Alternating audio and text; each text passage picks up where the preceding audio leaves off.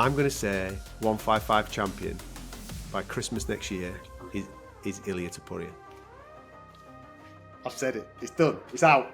And if you put her in a fight with Valentina Shevchenko tomorrow, I think she beats her.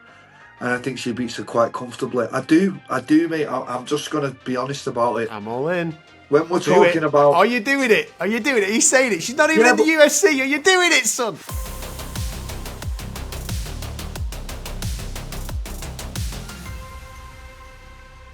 Welcome to the Uncaged Christmas special. Is that what we're calling it? I feel like Gavin and Stacey or Only Fools and Horses, mate. Literally is Del Boy and Rodney doing the programme for you right now. I'm Adam Catterall. Pleasure to be with you. The one and only Mr. Brendan Loughnane is here. Season's greetings, my friend. How are you? I feel like we should have Christmas stats on for this episode. You know what I mean? Crackers, we should have tinsel, we should have all sorts of stuff going on.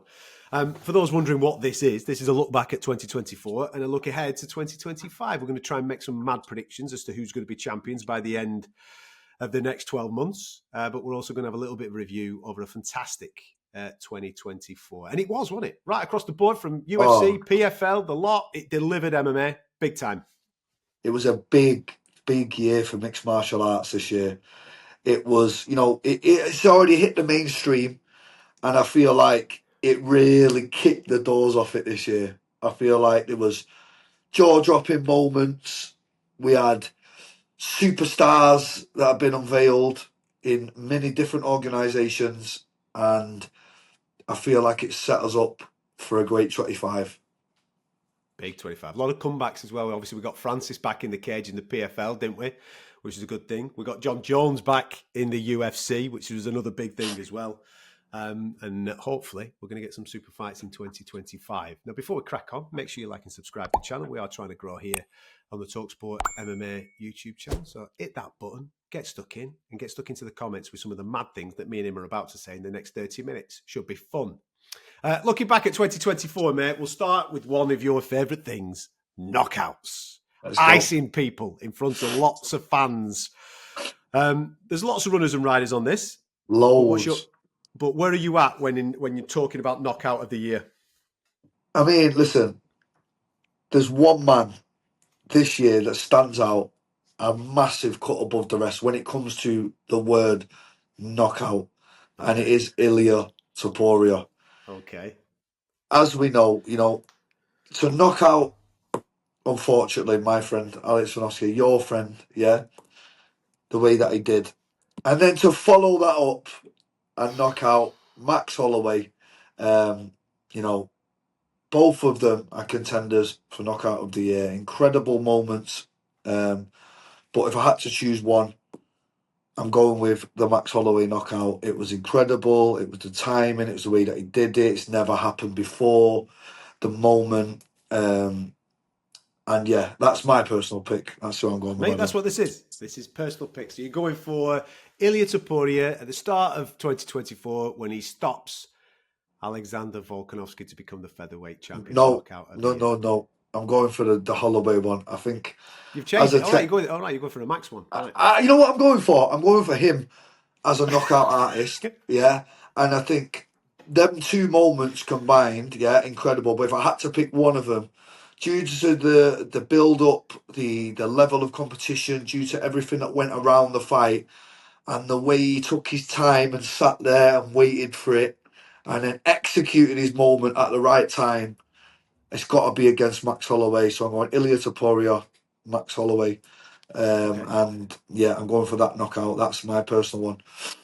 We can't obviously talk about knockouts in 2024 without talking about Alex Pereira. That left hand is absolutely sensational. His knockout of Yuri Prochazka in the second meeting, his knockout of Jamal Hill when he just went like that at the end. Truly sensational, mate. Absolutely incredible. That is very, very tough to beat because he gets kicked in the groin, waves the referee off, delivers the bomb, gives the celebration. It had everything. The Alex Pereira, Jamal Hill had absolutely everything. But how can we not say that the knockout of the year is the moment, the last 10 seconds, UFC 300. You've just mentioned Max Holloway getting knocked out. Max Holloway delivering knockouts as well. on Justin Gaethje. I've just beaten you for 4 rounds, sunshine. Let's go. Last 10 seconds, we're leaving it up. I'll give you an opportunity. And then to swing, slip, bang over the top, knock him clean out. Truly sensational. For me, the knockout of the year is that iconic moment where Max Holloway delivered. No, 100%. Maybe the greatest moment in UFC history. It was up there. That's the kind of level I'm putting that one on. And what a year for Max Holloway, man. And it truly is the highest highs and the lowest lows. Oh, epitome. You've gone from the top of the mountain to then trying to top it by fighting this young up-and-comer Ilya Taporia and ended up getting knocked out yourself. You live by the sword, you die by the sword, and that's why we love Max Holloway. Absolutely, we do. Submissions, a little bit more difficult this to pick the submission of the year. I think there's one standout one though, mate, in title fights. Is that where you're going? Yeah, I mean, my personal one, when you first said submission of the year and we discussed it, like there's just one moment that comes into my head. There's just one particular moment. It was Islam versus Poirier. Great fight. Yeah. Great fight. We've seen Islam stand up. We've seen Islam's durability. You know, we've seen how tough Poirier is. The way Poirier was defending the takedowns, it was incredible to watch. And then he gets the leg, he swings it, he dives on top, and he cinches it up. And it was incredible. My favourite submission of the year by a stretch. I give it to Islam. Spot the martial artist amongst us. With all that technique that was involved in that transition, it was just truly sensational and probably rightfully deserves to win an award. I'm just going to go for the most brutal one. Khamzat Chimaev smashing the jaw of Robert Whittaker. It's naughty, that, isn't it? It's a naughty submission, mate. It's right. Yeah, that's like... Look at you wincing. It's I've just never seen a jaw broken with a rear naked choke. Like, it's just insane the amount of power that man has. Yeah, it's up there. That's mine. Khamzat, with what he did against Robert Whittaker. A little bit of a feather in the cap of Dricus du Plessis against Izzy as well. I thought that was a good one, especially in a title fight, the way that he went about his business there. And there's a couple of others as well that you can highlight. I actually think from a technical point of view, you're correct there, mate. What Islam Makhachev does in that transition to Dustin Poirier is high level. Sensational stuff.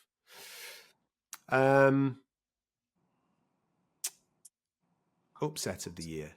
Let's go there next. What have you got?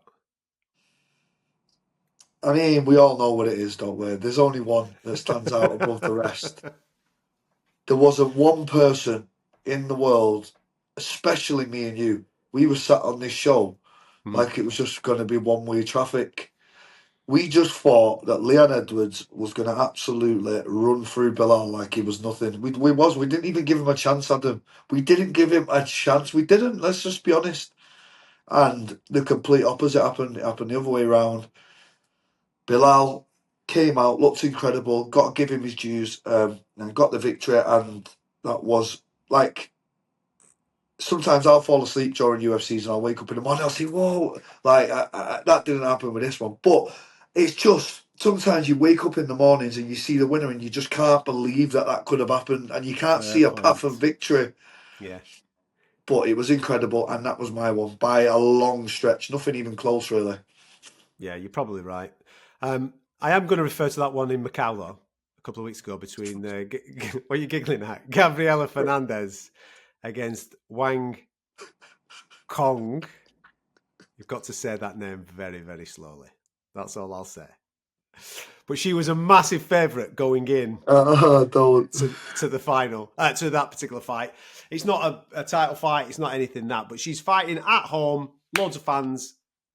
Away fighter comes in and pieces her up and knocks her out. It was absolutely, put her down with hands and then submitted her, didn't she? She was absolutely incredible, Gabriela Fernandez. So it's there for upset of the year, but you're right. Listen, no, we didn't. Maybe a few small amounts of people picked Bilal to win, but he was a massive, massive underdog on the highest of stakes.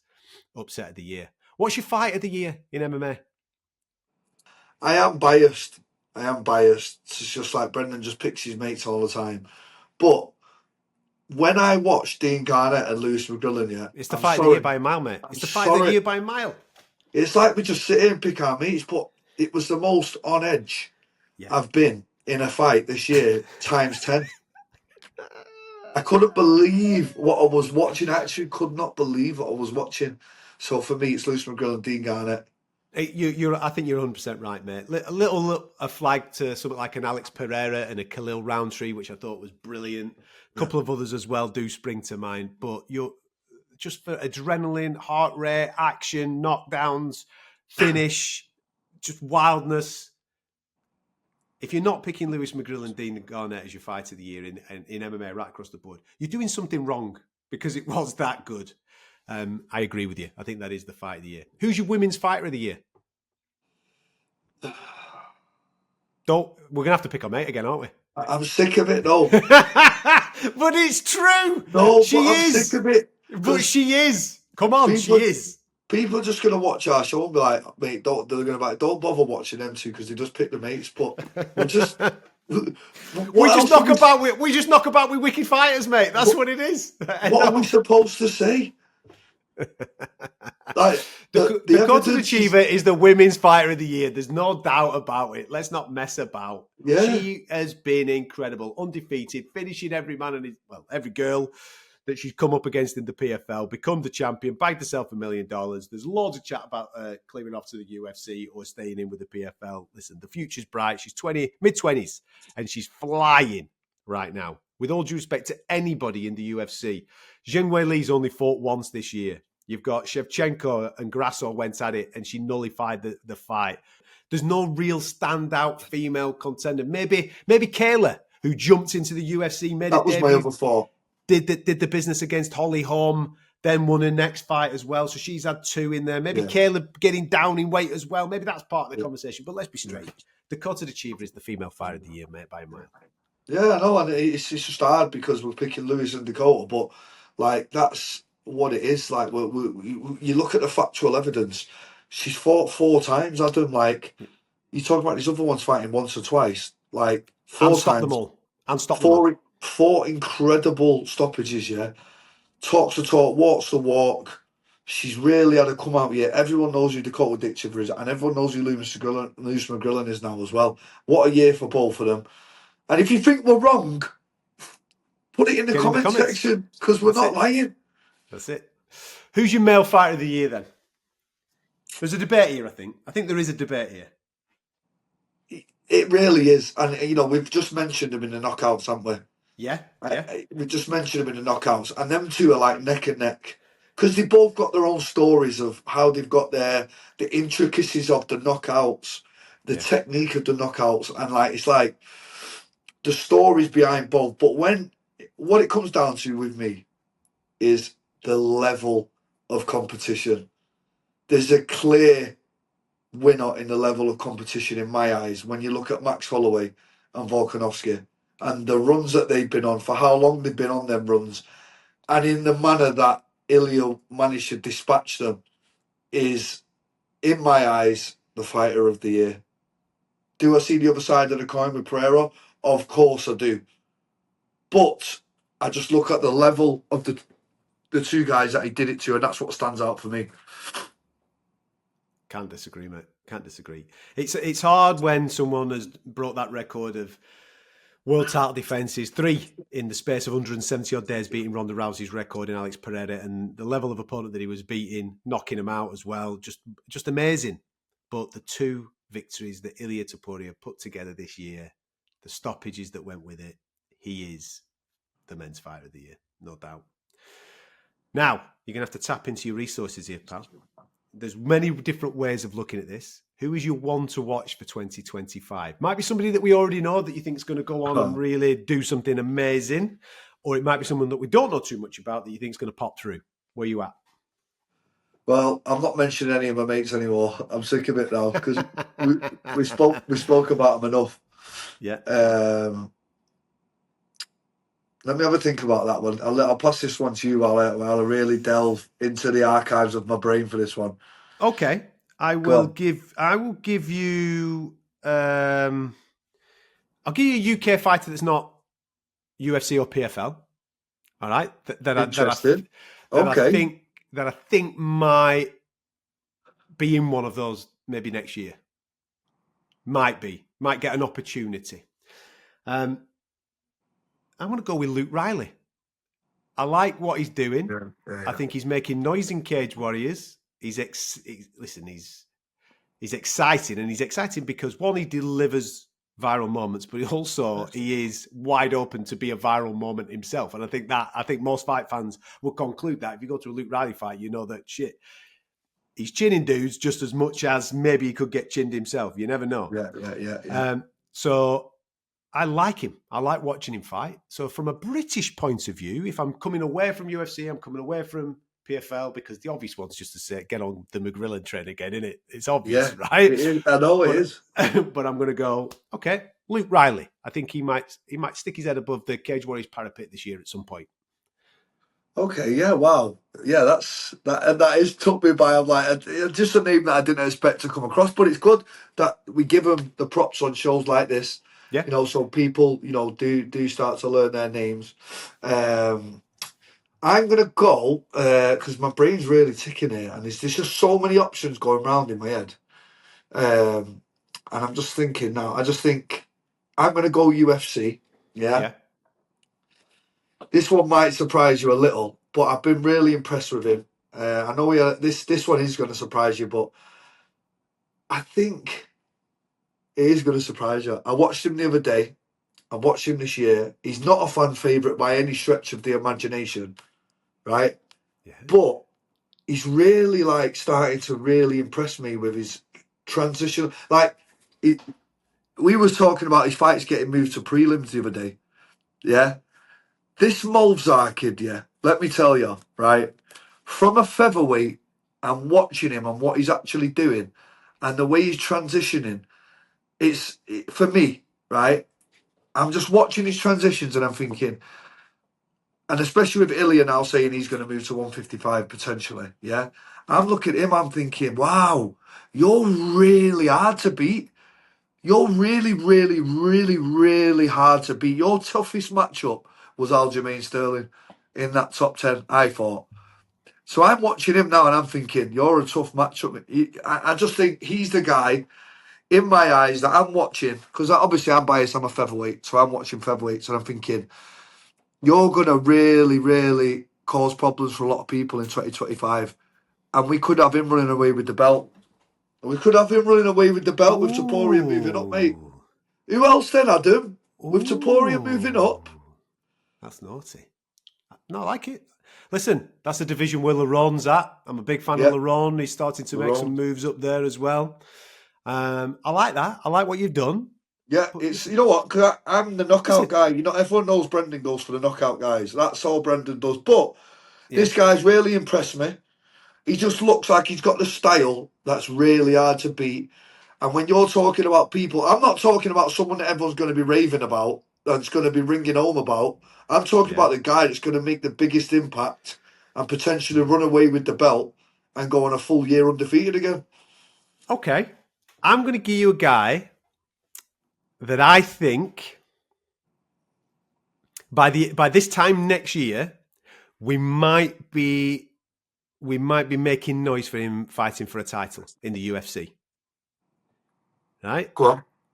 By this time next year, I've got a funny feeling that Peyton Talbot will be a guy that we are Yeah. all on saying, listen, look at this kid now. He's had a good couple of wins there. He's either an eliminator or a title fight next. He's a young lad. He's just come into the game. I think he's had a really good year this year. He's now started to feature on some of the pay-per-view cards, the prelims and all that type of thing. Yeah. I think he's actually might actually be booked for 312 or maybe 311, which is coming up. So he's got a fight at the start of the year, which is good.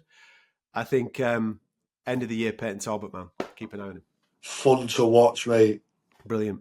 Complete Bantam. opposite of Yeah. what I've just said. Like Mozart ain't fun to watch, but pick this oh mate, like for entertainment value, incredible to watch. Technique perfect. If you haven't seen this kid, go and look him up. Yeah. There you go. That's what we're looking out for. We'll give you a little bit of British there, who's not in the UFC, even though we probably wanted to really say Lewis McGrillen, seeing as he's doing what he's doing. It was hard. But that's the sprinkle on that. We've got a top title contender in Yeah. Mosvar, who's currently undefeated, and then Peyton Torbe, who's probably just outside all that right now, that could Yeah, make yeah. that run towards. See, we're giving them a nice little diverse look Some variety. at everything's coming in. Right, are you ready? Because we're now going to try and predict who's going to be champion between now and this time next year. Yeah. All right? Let's roll. So we'll do the 3 women's divisions first. We've got strawweight, flyweight, bantamweight to get stuck into. Current champion in the UFC at strawweight is Zhengwei Li. Will that change, or will she still be champion this time next year? I think it'll change. And I'm going. Ooh. Yeah. I think Tatiana Suarez has had a really tough time with injuries. It's well known that Mate, she her suffered a story's lot. unbelievable. It is, mate. It Mate, she really beat is. cancer. Unbelievable woman. And I just think to come through all that adversity, now's her time. And I just think we're going to see her as champion. And I think it's going to change hands and stay in her hands for a little while. Wow. Do you know something? I think it's Zhang's toughest test, this. And obviously it's coming up in the first couple of months of next year. But I think Zhang's going to navigate it, though. I just think experience, she's getting better. She's so dedicated to the craft. Tatiana Suarez is brilliant.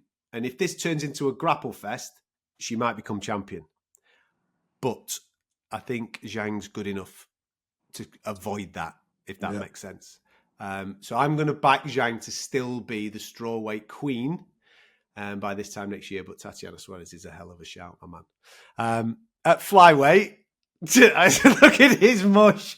At flyweight, currently, it is Valentina Shevchenko, one of the greatest fighters to walk planet Earth. She managed to get her belt back off Alexa Grasso.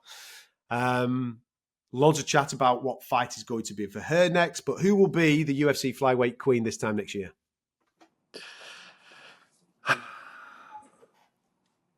I think there's one female right now who's on the end of anyone's lips and who has outperformed everyone this year. And if you put her in a fight with Valentina Shevchenko tomorrow, I think she beats her. And I think she beats her quite comfortably. I do, mate. I'm just going to be honest about it. I'm all in. When we're talking about... Are you doing it? Are you doing it? He's saying it. She's not even in the UFC. Are you doing it, son? When we're talking technical strikers, yeah, and we're watching them, I know what I'm watching, mate. It's like a footballer watching someone play football. You know what you're watching. The ins, the outs, the story. I think she could beat Shevchenko tomorrow. I don't care what you all say in the comment section. Yeah, I'm biased, but I also know what I'm looking at. I'm going with Dakota. Let's go, Dakota. Listen, I don't know I don't know what's going on with all that, so don't hold me to that. But if you're on about there's no contracts involved, and who do I think is the best in the world and who could be the UFC champion this time next year, I'm going Dakota Ditchiver. Oh, mate. You see, I believe everything that you've just said. I'm just going to hope that maybe politics gets in the way and she can't be there this time next year. So It probably will. It probably will, to be honest. It probably will. But if it's not, if the offer comes in or there's a swap deal or something like that comes along, I mean, the PFL aren't going to do a swap deal, are they? They're not going to let go of their biggest star. She's absolutely on fire. But if she is in, I'll agree with, if she has a UFC fight next year, she'll be the champion of the world. I agree with that. But I'm going to go then with Manon Fiorot. I think she's brilliant. I think she's also got the capabilities of beating Valentina Shevchenko, who's coming to the end of her time. Listen, Shevchenko nullified the Grasso problem. Did it brilliantly. I just think Fiorot is younger, fresher. She's just in a really good, rich vein of form right now, and I'm going to back Fiorot to become champ. Imagine that as well. Battle of Europe, if like Fiorot against Ditchiver, or even Shevchenko against it. Oh, it's just brilliant. Just brilliant for women's flyweight. Women's bantamweight, I think we're both going to be agreed on this. There's a reason why she ended up in the UFC. Are we both going with Kayla Harrison? Yeah, I mean, amazing UFC debut against Holly Holm. Great performance. Followed it up with another win. She's just really, really hard to beat. She's just got a massive, extensive competing history. Like one of the most accomplished MMA fighters of all time. Not just UFC, MMA in general, ever. When you look at her accolades and what she's done in the sport. And I can't see anything other than her being champion by the end of 2025. Into the male divisions, current flyweight champion is Alexandre Pantoja. Will Oh he still God, be? here we go again. Will he still Here be we go champion? again. What are our mates just going to take every belt on earth? You know what I mean?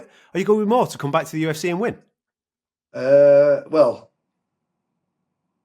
I mean, Again, it's just politics, really, holding that up. Because if they yeah, fall, I would back Mohamed Makhachev to come through. me too. So will they fight? Will they get that fight on?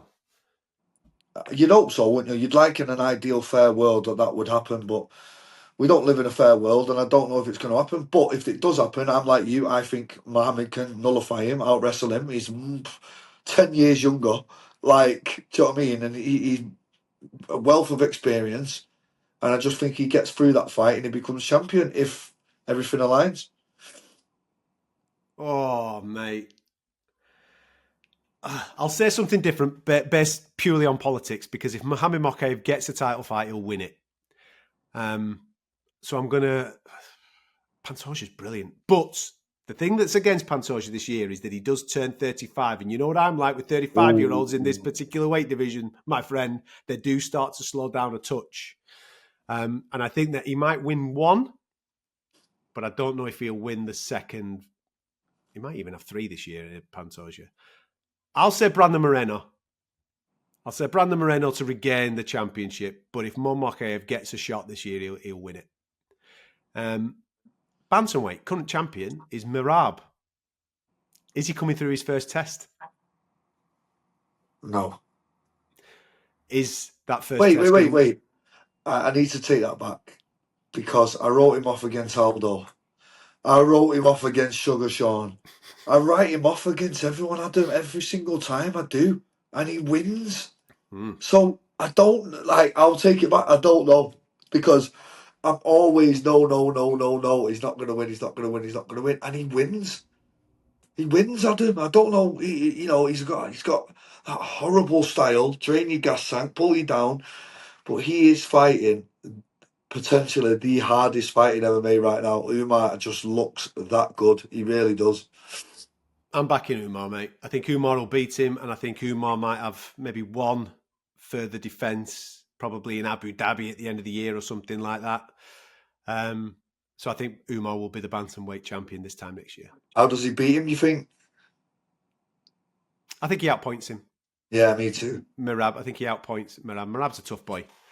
So yeah, I'm going to go Umar to be champion this time next year. Now this is in the featherweight division, right? The answer seems obvious. I could sit here and I will go Ilia Topuria, right? But I think he's going to vacate the belt. Same. So the featherweight champion, who will be the featherweight champion this time next year? Hovza. Oh, is that what you're going with? You're going with Evloev? You've got to look at numbers, facts and figures. He's Mate, not lost. Yeah, I love it. I like it. Like if you, we've got to break this down sometimes and be like, right, well, who's actually done what? Look at who he's been beating as well. Like his resume is impressive and how he's doing it and the way he's looking in the fights and the physique on the fella and he's in his prime. Yeah. He's just a tough night at the office for when I look up and down the top 10. He's just a really tough night for all of them guys. I'm gonna go Diego Lopez. Yeah, that was my second choice. Yeah. But then I really then want to say Volk will get it back. He's already beat him though. But if he vacates, then what? Volk fights Diego Lopez maybe for the championship. Who knows? Who knows? I just think that Topuria will vacate that belt. Same. And he won't be the 145 guy this time next year. And then you look at guys like Kelvin Cater and Brian, and you know. I think it's between the two that we've mentioned, though, mate. I think it's between your guy Evloev, and I think it is him and Lopez for a vacant title. Agreed. Oof, that's naughty. That men's lightweight. So if Ilia's going up, is Ilia going to be the champion?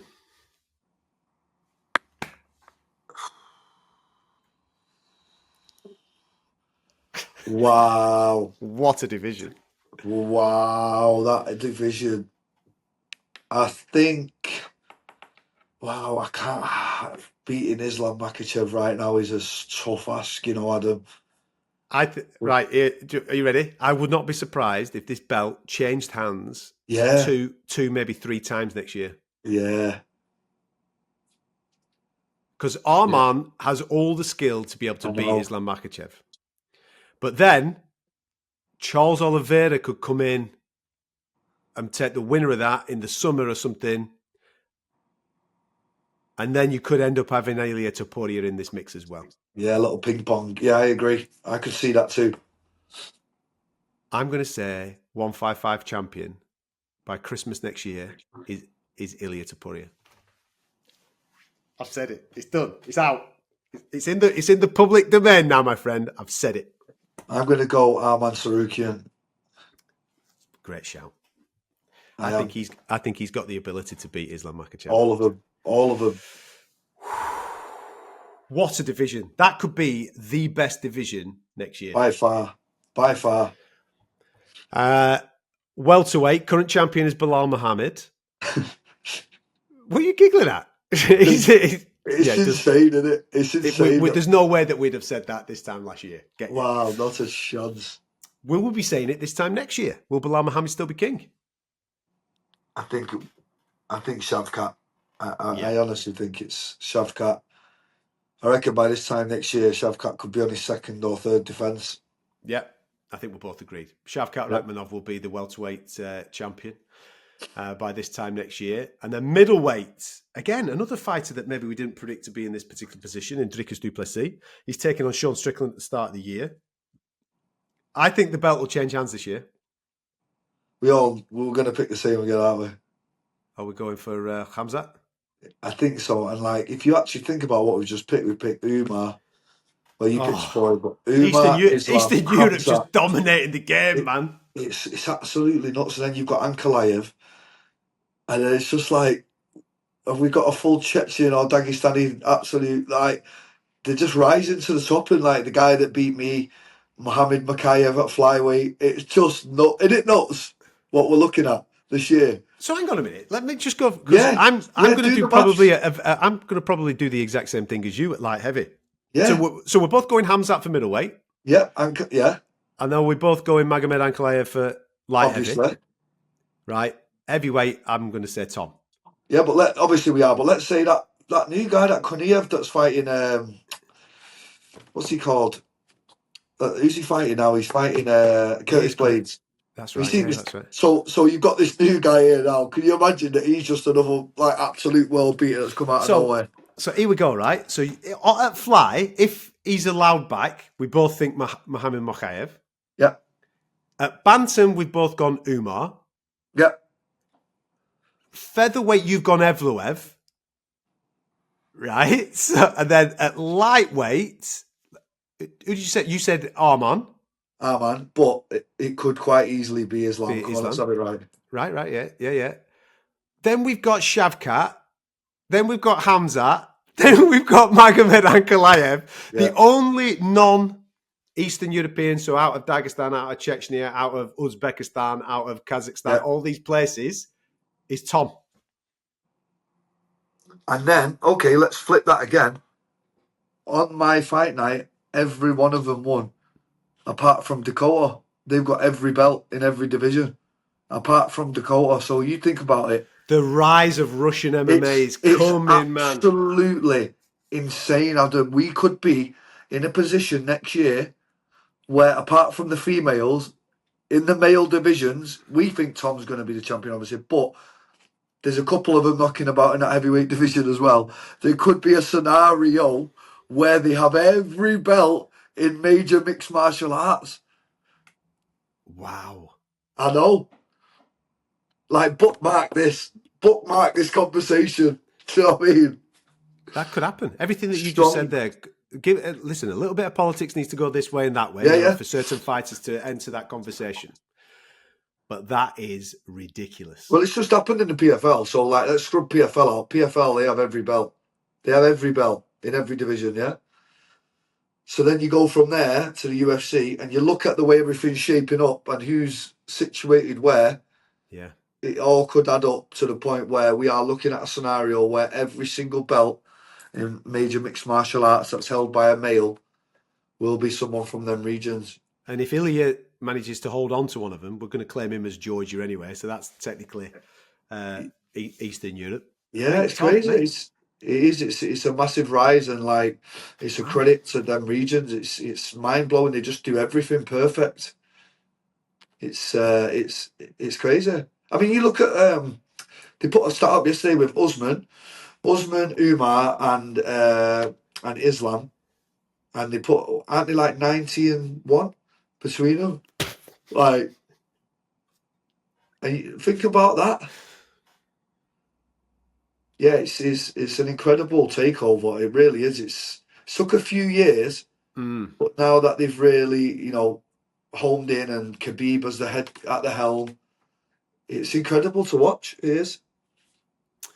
Who will be the pound for pound number one come the end of the year?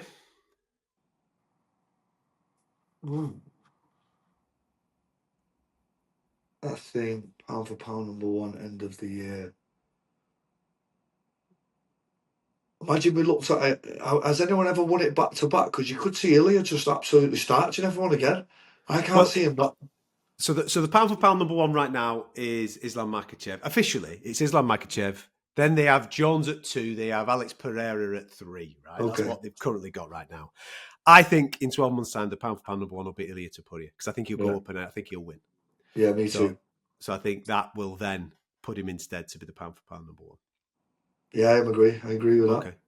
And you're one to watch then in these big title fights. You're going Mosvar. Well, what I'm going, one to watch. It depends how you define that, but I'm talking about the guy that I think that everybody's sleeping on, and that he's going to come through, and everyone will be like, "Wow, he was that good." Will be Mosvar after watching his transitions in that last fight and watching his rise. I think I'm not saying it'll be exciting. It definitely won't be exciting. We'll all be snoring, but we're talking about effective, and his effectiveness right now. I can see Mosvar. This might be the year, finally, of Khamzat Chimaev as well. You know what I mean? I hope so. Looks like it, doesn't it? Yeah, he's had the boom, he's had the rise. My one to watch in title fights this year could be Khamzat. And Khamzat might even be in that conversation for pound number one come the end of the He year. keeps smashing jaws with rear naked chokes, mate. How do you deny him? Frightening stuff. There you go. All in all, a good year. 2024 and 2025 is all set to be something even better, fingers crossed. Lots to look forward to, especially from the British MMA scene, and we'll keep you across it right here on talkSPORT MMA YouTube channel. The comments are going to be absolutely brutal, aren't they, on this show? They're going to be brutal. I'm ready. I've got my bulletproof vest on. Go and get yourself stuck in. Enjoy your Christmas, enjoy your New Year, and we'll see you in 2025.